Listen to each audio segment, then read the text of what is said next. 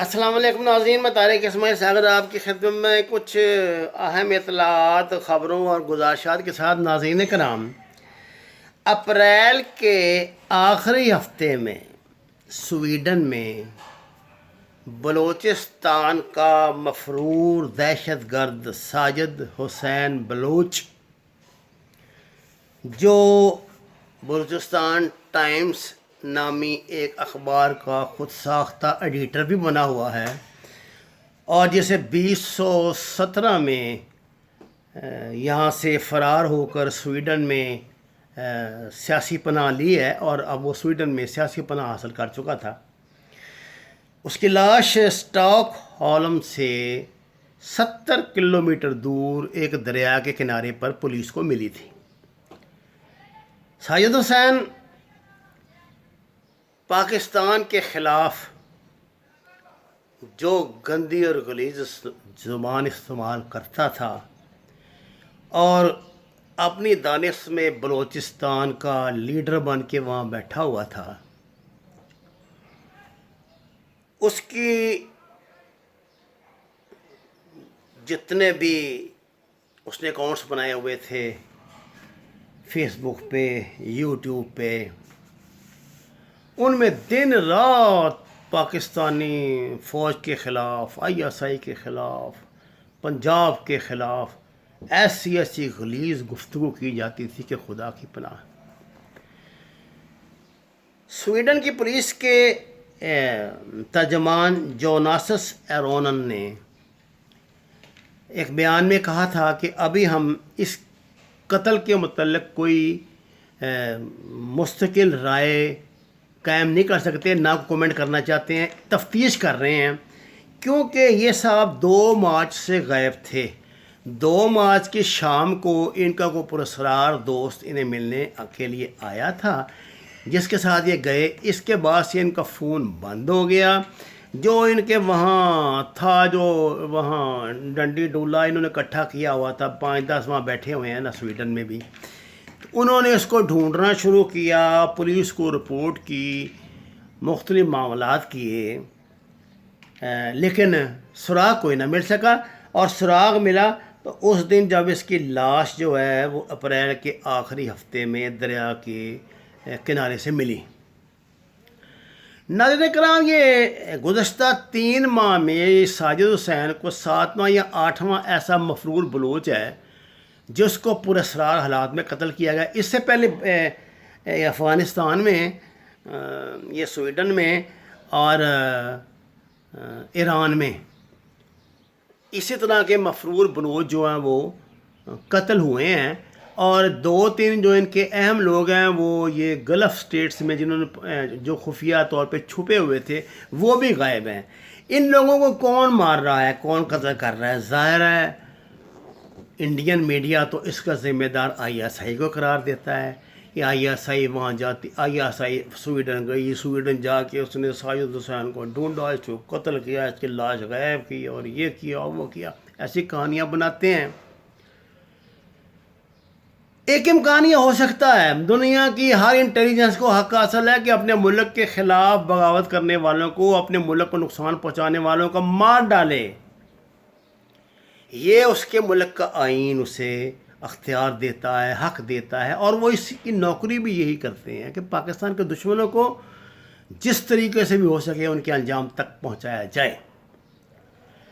لیکن یہ ہاں ایسا کوئی معاملہ نہیں ہے۔ میں آپ کو بتاتا ہوں کیا ہے۔ اصل میں ناظرین کرام، انہوں نے جب یہ اکبر بگٹی کے وہ جو پوتا تھا زرباغ، اور پھر اس کے بعد یہ جو وہ مری تھا، یہ 2-3 لوگ وہاں بیٹھے ہوئے تھے سوئٹزرلینڈ میں، یہ خاصے پیسے ویسے کما رہے تھے پچھلے کوئی 5-10 سال سے، اور ان کو انڈین پاسپورٹ جاری کیے گئے تھے تاکہ ان کے لیے کوئی مسئلہ نہ بنے، اور انڈین سفارت خانہ ہی ان کی ہر ملک میں پشت پناہی کرتا تھا۔ ان کا کام تھا کسی بھی قومی تقریب کے موقع پر، 14 اگست کو، 23 مارچ کو، عید کے موقع پر، ادھر ادھر جب بھی کبھی یہ نکلتے ہیں نا، کو پاکستانی کو دن مناتے ہیں پاکستان کا جو غیر ممالک میں ہے، تو یہ وہاں کی ایک دو بسوں پہ بڑے بڑے لگا کے جناب وہ آزاد بلوچستان اور جو اس پہ عجیب و غریب قسم کے جھنڈے اور تصویریں لگا کے اس کا جلوس نکالا کرتے تھے. اور ان کو اتنی پشت پناہی راہ کی حاصل تھی کہ وہ اپنے اثر رسوخ سے انڈین جو وہاں کے ہائی کمیشن کونسلیٹ ہوتے ہیں وہ ان سے بڑے بڑے بینر پاکستان کے خلاف لگوایا کرتے تھے وہاں کے میونسپلٹی کے کھمبوں پہ, ان کی دیواروں پہ. وہ چونکہ آزاد ملک ہیں, وہ آپ پیسے دیں لگانے کے لیے, جو مرضی وہاں پہ تصویر لگا لیں, وہ اس کو آزادی رائے کے لیے ضروری سمجھتے ہیں, چاہے اس آزادی رائے کا نتیجہ کتنا ہی تباہ کن کیوں نہ ہو. ناظرین کرام, جب یہ پکڑے, یہ جو ان کا ڈرامہ یہاں ان دنوں زیادہ عروج پر ہوتا تھا جب کشمیری اور سکھ اس میں یورپ میں, اسکینڈینیویا میں, امریکہ میں انڈیا کا ماتم اس کے سفارت خانوں کے سامنے جا کے کیا کرتے تھے, تو جواب میں وہ یہ ان 5-5 10 بندوں سے نا اس طرح کے بینر پکڑوا کے انہیں کھڑے کر دیا کرتے تھے.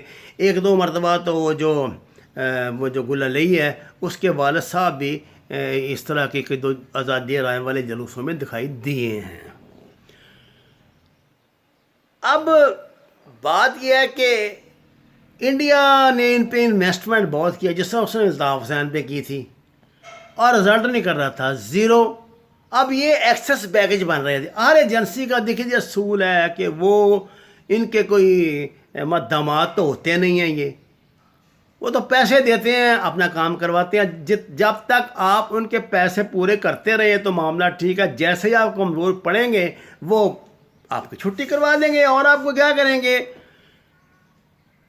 اب انہوں نے ان کو ایکسس بیگج سمجھ کے ان کی صفایا مہم شروع کی ہوئی ہے, کیونکہ اب انہیں وہ بندے چاہیے جو کچھ کر کے دکھائیں.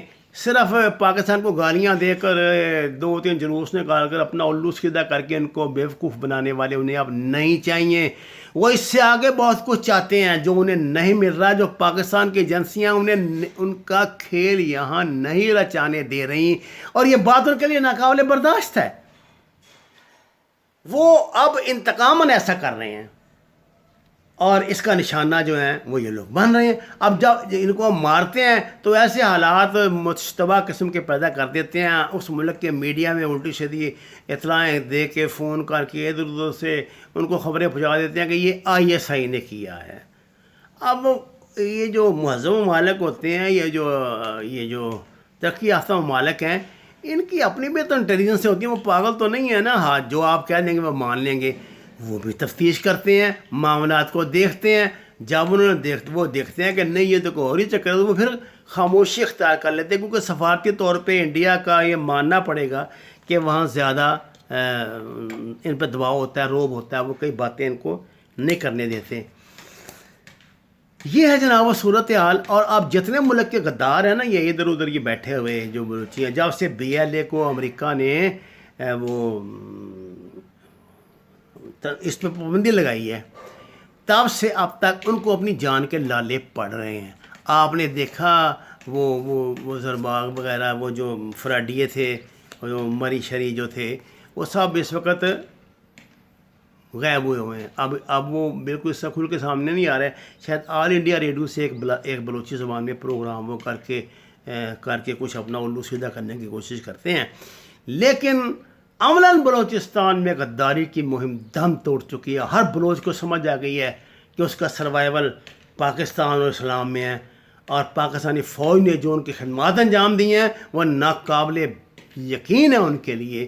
انہوں نے جس طرح ڈیولپ کیا بلوچستان کو, اور جو کچھ ان کے لیے حکومت کر رہی ہے, وہ جانتے ہیں کہ وہ مسلمان پاکستانی اور بلوچ ہیں. وما علینا الا البلاغ المبین. ناظرین کرام, اس درخواست کے ساتھ کہ قرآن کو ترجمے کے ساتھ پڑھیے, نماز کا ترجمہ جاننے کی کوشش کیجیے. اگر آپ نے ابھی تک ہمارے چینل کو سبسکرائب نہیں کیا تو پلیز اسے سبسکرائب کریں. آپ کا بہت شکریہ. وما علینا الا البلاغ المبین.